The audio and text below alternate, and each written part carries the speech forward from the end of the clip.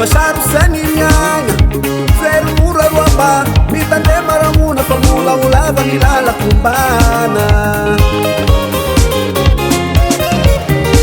Kulu bamba Nuangawo Vivaini Tani tuyan Mua sama shua na varasi Fapuri-puri nitan Sama shunyi miangai Leki saru saninyanya Wanganara kwangawu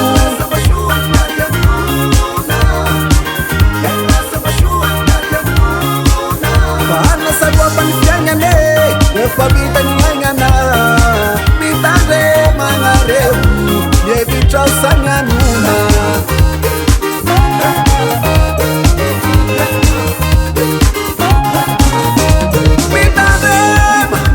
Bitare manamuna Fianyane Tena sharu sanyane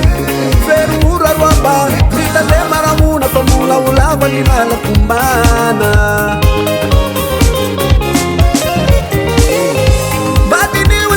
Fakau Sini mamira na shua zaraina Faburi-puri nitan Sama shuni miangai Leku seru sani nyanya Wanganara kwa nawa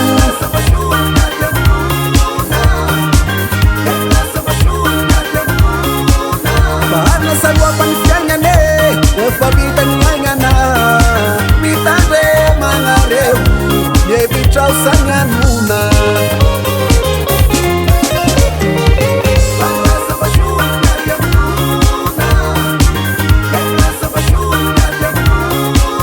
Bahana sarwa pansangane